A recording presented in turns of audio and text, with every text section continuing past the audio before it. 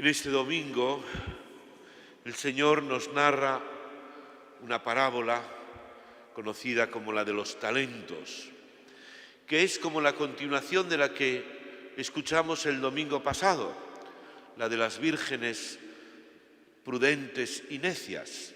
Pues esta es también como una parábola que insiste en lo mismo. También aquí hay siervos fieles y siervos inútiles. Es como la doctrina de los dos caminos. Pero en este caso el Señor se fija sobre todo en los dones que llamamos los talentos. Un talento pues era una medida de dinero, una medida de riqueza que eran como unos 60 kilos de oro y equivalía como a 20 años de trabajo. Es decir, con 5 talentos se podía vivir 100 años sin trabajar, con 2, 40 y con 1, 20 años sin trabajar. ¿Qué quiere decir? Que los dones de Dios tienen un valor inmenso, todos. ¿Qué son los dones de Dios? Pues los dones de Dios son los dones naturales que todos tenemos, el don de la inteligencia, el don pues del saber hacer las cosas, los dones propios de cada personalidad. Y también, y a la vez, y junto con ellos, los dones sobrenaturales, los dones de la gracia, el don de la fe, el don de la caridad, el don del consuelo, el don de la fortaleza, tantos dones que Dios reparte. Y lo importante es que añade un matiz. Dice que Dios da sus dones a cada uno según su capacidad. A cada uno según nuestra capacidad. ¿Quiere esto decir que Dios no da a unos más y a otros menos? Aparentemente sí, según la cantidad. Pero como es según tu capacidad, da a cada uno lo más. A todos nos da lo más. Los dones que Dios te ha dado es lo más, lo mejor, lo que te conviene para ser feliz, para realizar tu vida, para realizarte en plenitud. Son los dones de Dios. Hay también otro matiz en esta parábola que ha llevado a algunos a interpretarla mal, porque dice al final, si os acordáis, al que tiene se le dará y al que no tiene se le quitará hasta lo que tiene y se le dará lo que más tiene. Pues algunos han interpretado esto mal, como si fuera que el Señor habla de los ricos y los pobres, como habla de dinero, y algunos dicen esto es como la sociedad del capitalismo, del mercado, ¿no? Que el que más tiene, pues como que el dinero se le multiplica y a los pobres cada vez son más pobres, se empobrecen. Pero mirad, el Señor no vivió en una sociedad capitalista, no vivió en una sociedad de mercado, era otra cosa.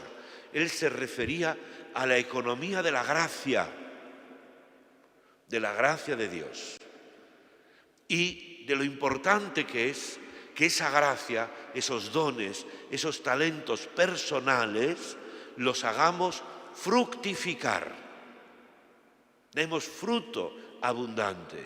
Habla muchas veces de esto el Señor. Y por eso, en esta parábola, el acento, la atención, está puesta en el tercer siervo.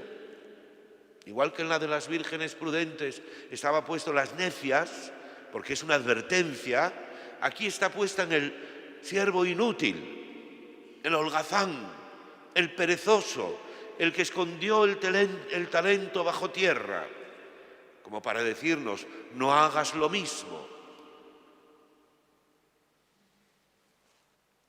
¿Qué es esto de esconder el talento bajo tierra? Además, fijaros que este siervo inútil, pues a modo de excusa, comienza criticando al Señor. Le dice, sabía que eres exigente, que siegas donde no siembras, que recoges donde no esparces. Es decir, se pone a criticar al Señor. Piensa mal de Dios. Este siervo inútil tiene, cuando yo era joven y estaba estudiando, pues algunos formadores míos me decían que había que ser una persona que tuviera espíritu crítico, para ser alguien con criterio propio y con iniciativa, y que no te dejaras pues llevar por la manada. Tienes que tener espíritu crítico. Pero claro, esto del espíritu crítico a lo que lleva es a criticar. Hacer siempre una crítica negativa, lo que está mal. Por eso yo terminé diciendo que no hay que tener espíritu crítico, hay que tener Espíritu Santo, porque el Espíritu Santo es constructivo, no es negativo, no se pone siempre en un plano como de destrucción. ¿Qué es lo que le pasaba a este siervo inútil? Eres exigente, juzga al Señor, piensa mal de Dios. ¿De dónde viene este pensar mal de Dios? Que Dios está en contra tuya, que va como a fastidiarte la vida. Y por eso añade, tuve miedo.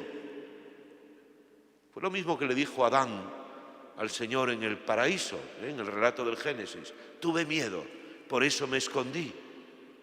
Pues aquí dice lo mismo. Tuve miedo, por eso escondí el talento bajo tierra. Porque mirad, esconder los talentos, esconder la riqueza, esconder el dinero bajo tierra, ¿cuándo se hace eso? Cuando hay guerra. En tiempos de guerra, en tiempos de gran pues conmoción en el mundo social, pues el que tiene algo lo esconde hasta que pase la calamidad. Recuerdo también hace años una señora que había estado en Cuba, viviendo en Cuba, se había casado con un cubano y cuando la revolución, pues marcharon, volvieron para Asturias y estaba muy enferma, muy malita, estaba muriendo y entonces me dijo que había hecho un plano porque cuando salió de Cuba sus joyas, las cosas que tenía las había enterrado allí en un jardín que tenía en su casa. Entonces hizo un plano, dice, porque tenía un hijo en América, en Estados Unidos, dice, dáselo, para ver si después lo puede recuperar. Lo enterró. Eso se hace así. Cuando hay un peligro muy grande, se entierra frente al enemigo. Así que este consideraba a Dios como su enemigo. Enterró el talento. Y por eso su vida fue estéril, inútil. Perezoso, le dice, has perdido la vida con excusas, pensando siempre que cuando sea de otra manera,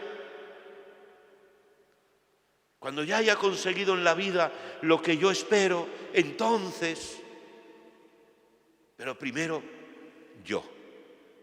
voy a pensar en mí, como dicen algunos, yo el primero, y no pienso en nadie más.